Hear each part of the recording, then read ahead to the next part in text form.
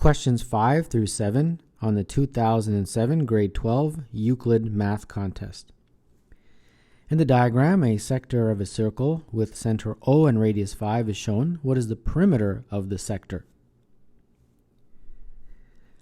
The circumference of the entire circle is what we have to first calculate, and then we will calculate the circumference, or rather the distance from A to B, basically. So the circumference of any circle is pi times the diameter, and diameter, of course, is 2 times the radius. Now the radius they've given us in the question, it is 5. So we've got pi times 2 times 5 is the circumference, so basically the circumference is 10 pi. Now that we have the circumference, how do we figure out the distance from A to B? Well, that's where this angle comes in. That angle gives me basically a fraction or a proportion of the circumference as follows: 72 over 360. 360, of course, is all the way around. We are only going around 72 degrees. So this is the fraction that I have to multiply the circumference by.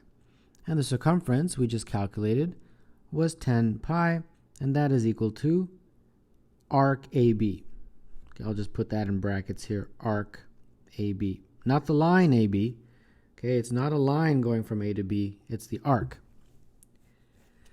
So this basically is 0.2, and that is multiplied by 10 pi, and that is equal to the arc AB, and this becomes 2 pi is equal to the arc of AB.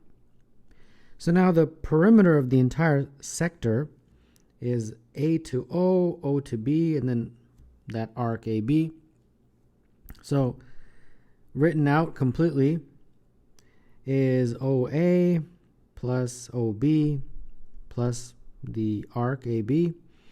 OA and OB are just the radii, so that's just 5 plus 5, and then the arc of OB, or AB, we just figured out was 2 pi. So this is 10 plus 2 pi. That is the perimeter of that sector. In the diagram, A, which is 0A, lies on the y-axis above D. If the triangles AOB and BCD have the same area, determine the value of A. Explain how you got your answer. Triangle AOB is equal to triangle BCD. These areas are equal. Okay, I'll just write areas in brackets. All right, so let's see what we can do here. First and foremost, let's look at AOB, because that immediately looks like fairly straightforward to calculate the area. The area of triangle AOB using 1/2 base times height. The base is from here to here. Well, that's just 1 because this point is 1, 0. So that's 1. And then the height is from here to here, and that's going to be A. A we don't know. That's what we have to figure out. So very quickly we get that A over 2 is the area of triangle AOB. Now let's figure out the area of triangle BCD. Now this is BCD right here. Now when I look at that, it's not as obvious. See, the first one, it was obvious that this is a right angle. But for BCD, I'm not 100% sure how to figure out the area there. So what I'm going to do is calculate the side lengths, and perhaps that will help me. So let's first figure out the side length BD using the distance formula, B to D, using these 2 points. So first we subtract the x coordinates, so 0 minus 1, and then square it. Then we subtract the y coordinates, 1 minus 0 squared, all under the square root sign. And this just becomes root 2. Now let's figure out BC in a very similar way using these coordinates. And that looks like subtracting 3 minus 1 squared plus 2 minus 0 squared, all under the square root sign. So that looks like 2 squared plus 2 squared, and that is the square root of 8. And then let's figure out CD. CD, of course, we're going to use these 2 points. So we've got 3 minus 0 squared plus 2 minus 1 squared, all under the square root. And that looks like 9 plus 1, so root 10. Well, I immediately noticed something looking at these values. You probably noticed the same thing. That BD squared plus BC squared is equal to CD squared. I kind of was hoping that would be the case since this kind of looks like a right triangle, but I wasn't 100% sure. But since this checks out, that proves to us that that is indeed a right triangle. So there we go. That means we can just use very quickly the base times height formula once again. And we can call this the base and that the height. So 1/2 base, base is BD, and BD is root 2. Height is BC, and BC is root 8. So this looks like root 16, which is 4 over 2, and that is equal to 2. Okay, going back to the very beginning of the question, we are told that AOB is equal to BCD in terms of the area. Well, AOB, we just calculated as A over 2, and BCD we just calculated as 2, and solving for this, we get A equal to 4.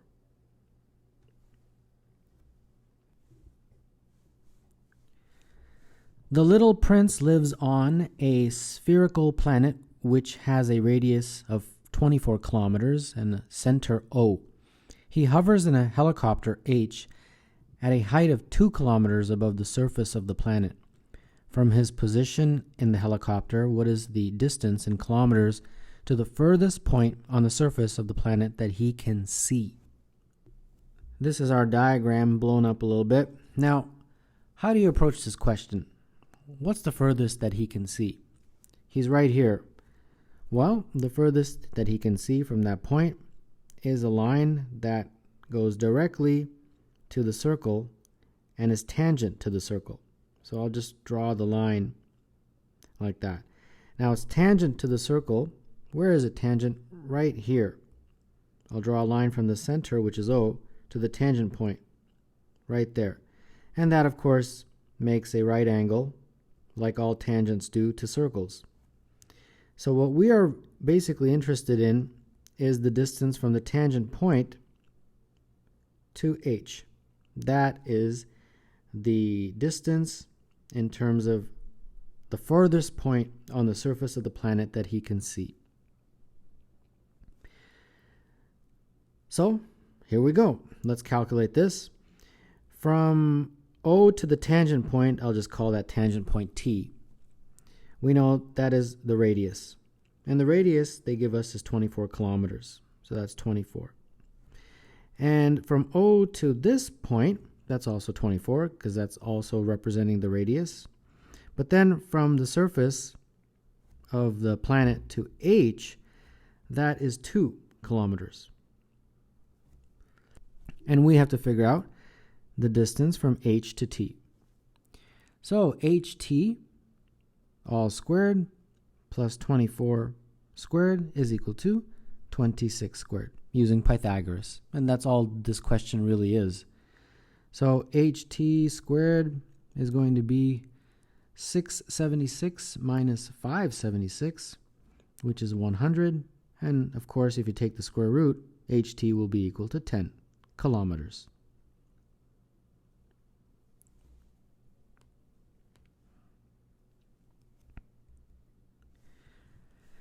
In the diagram, points A and B are located on islands in a river full of rabid aquatic goats. Determine the distance from A to B to the nearest meter. Luckily, someone has measured the angles shown in the diagram as well as the distances CD and DE. Let's fill in as much as we can, and what we can't, we will have to then calculate. This angle in here is 90 degrees because this is 20 and this is 70. So that is a right angle. And then this angle in here is basically 180 minus 50 minus 45, since those angles are all given, and that gives me 85. And I think that's it for the angles. Now, of course, in my question here, or this question, not my question, they want me to figure out the distance from A to B. So I have to figure out this distance here. That is my task. So how am I going to approach this? Well, the first thing is going to be the law of sines. And if you're not familiar, I'll do a very quick summary. If you have a triangle labeled ABC, this is side A in terms of its length, B in terms of its length, and C in terms of its length. A over the sine of angle A, which will be here, is equal to B over the sine of angle B, which is here, and that is equal to C over the sine of angle C, which is here. So we are going to use this law of sines on this diagram right here. So first and foremost, I'll use this side and this angle. So that means 150 over the sine of 85 degrees is equal to, and we can do that with any other side and angle combination. So I'll do it for AD. AD and this angle. So that basically would be AD over the sine of 50. And if you solve for this, you get AD is equal to 150 times the sine of 50 all over the sine of 85. And if you take out your calculator and get a numerical value, you'll get 115.345. I think 3 decimal places should be sufficient. Now we'll do the exact same thing, but this time trying to calculate BD on this triangle right here. So we're going to use this side and this angle, which is 90 degrees. So that becomes 100 over the sine of 90 is equal to, BD is what I'm going to have to calculate here. So that becomes BD over the sine of the angle opposite BD, which is 70 degrees. So the sine of 70. And very similarly, if you solve for BD, you get 100 times the sine of 70 all over the sine of 90. And in terms of a numerical value, BD becomes 93.969 approximately to 3 decimal places. All right, so we've got some good progress. We figured out A to D, we got that distance. And then we got B to D, we got that distance. Great. So now where do we go from here? Well, now we have to figure out A to B. Now how do we do that? Now we have another law. This time, not the law of sines, but the law of cosines. That law is going to help us figure out AB. If you're not familiar with the law of cosines, not a problem. I can show you very quickly. Let's say you have a triangle, and this is, say, side A, side B, and side C, and this is angle C. The law of cosine states that C squared, this squared, is equal to A squared, which is this guy, plus B squared, minus 2AB cos of C, C being this angle. All right, so I'm going to apply that on this triangle right here. First, let me just write it in, and then I'll push everything up. So that's going to give me AB squared is equal to AD squared plus BD squared minus 2 times AD times BD times the cos of In this case, it's 35 degrees, so I can just put 35. And there you go. That pretty much is all I needed to write. So this will help me solve for AB. So AB squared is AD squared. Well, I just figured that out. It was 115.345 all squared. BD squared, I figured that out. That was 93.969 squared. Minus 2 times AD, 115 times 345 times BD, this guy, 93.969 times the cos of 35 degrees. And there we go. Now I've just got to crunch out all these numbers, and some of these are pretty big. 13304.4 plus 8830.2, and then minus 17757.3, right? And this becomes 4377.3 for AB squared. And then finally, I've got to take the square root to get AB, and that gives me 66.2 approximately. And they wanted it to the nearest meter. So to the nearest meter, it's just 66. And there you go. That's the answer for this question.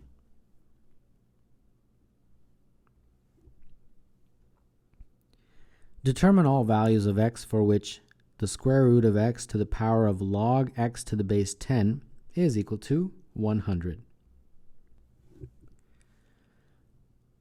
First thing I'd like to do with this is take the log of both sides.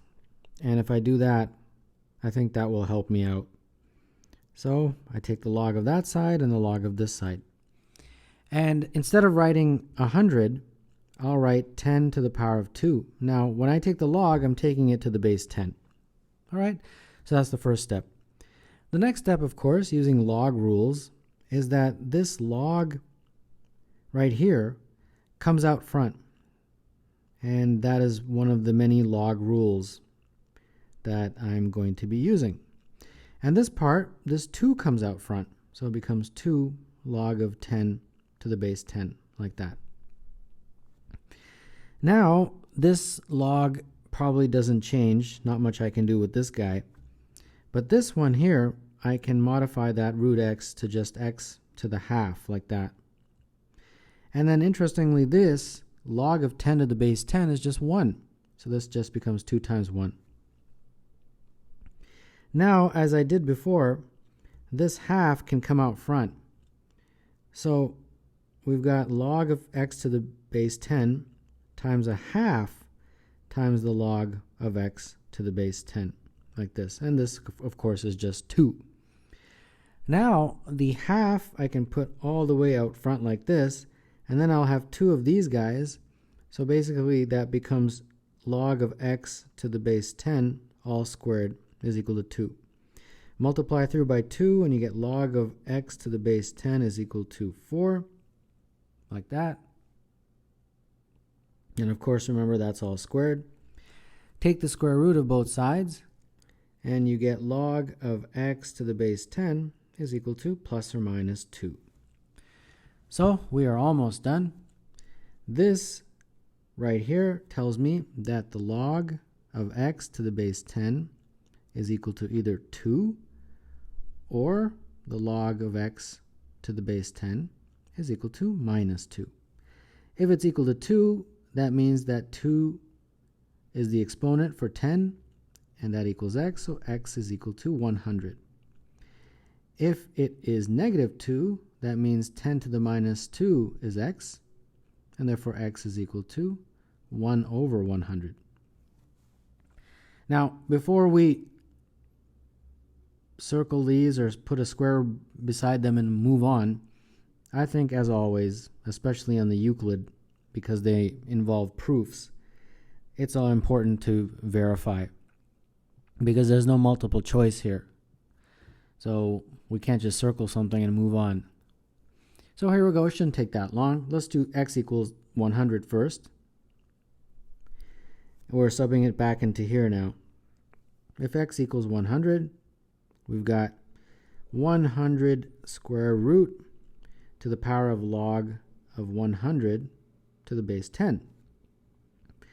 Well, 100 square root is 10. This is log of 10 to the power of 2 to the base 10. So that becomes 10, 2 times the log of 10 to the base 10.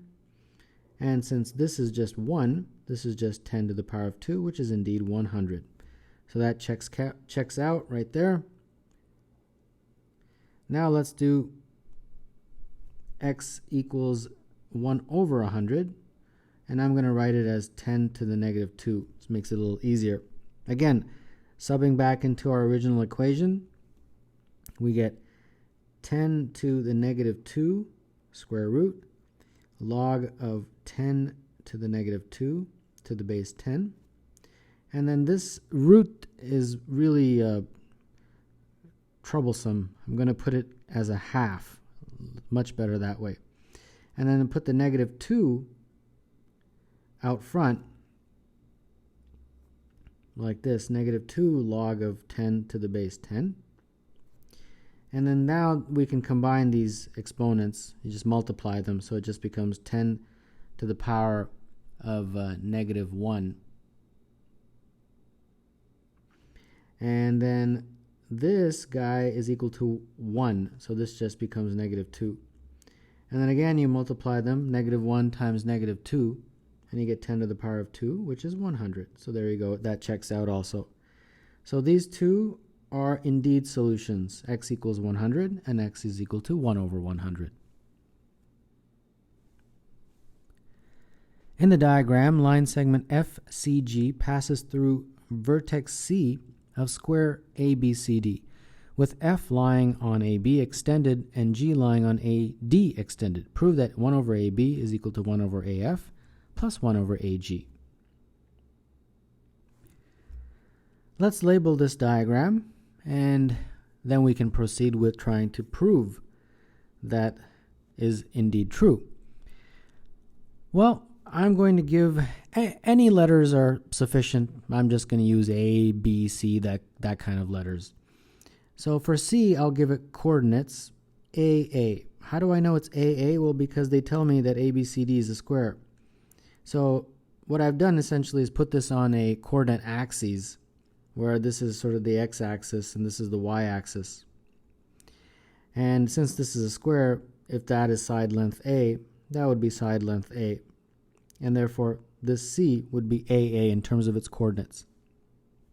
Now G is on this y-axis, correct? So it's going to only have a y-coordinate. X-coordinate is 0. So it's 0, I'll just put C.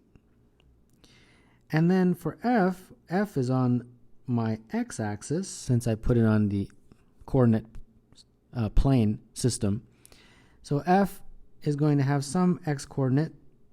I don't want to use B because we got a B here and that's going to get confusing. So I'll just use D. And it's 0 for the y-coordinate since it is on the x-axis. All right. Now let's turn our attention to this line right here, GF. Line GF, I would like to get the equation of that line. If I can do that, I'm pretty confident using these 3 points that I can prove this equation to be true. So like any line, it's going to be of the form y is equal to mx plus b. Now let's first figure out the slope, m.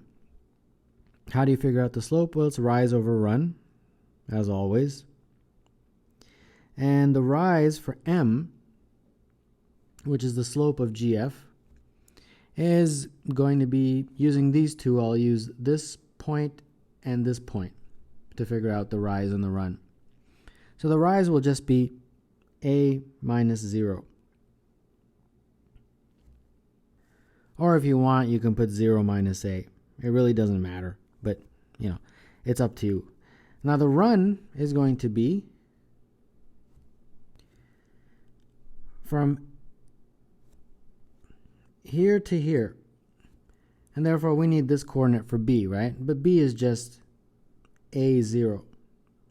So the run is basically D minus A, like that. So this gives me, I'll put it in this form first, and then I don't like that negative, so I'm just going to multiply top and bottom by -1 to give A minus D, and that's perfectly allowable. So I've got my slope in terms of A and D. So this equation is y is equal to A over A minus D x plus B. Now this B, I've got to figure out what it is, at least in terms of my variables. Well, I can do that by substituting this point right here, 0c. I can put any of these, but I'd like to get c into this equation. So substitute 0c into this equation, and we get c is our y value, our x value is 0, so I just get c is equal to b. So that means this equation is y is equal to A over A minus D x plus c. And that is the equation that we will use to prove this equation over there. So the next thing I'd like to do is I'd like to put one of these points into my full equation. And I'll choose this one right here. So substitute D0 into the equation right here.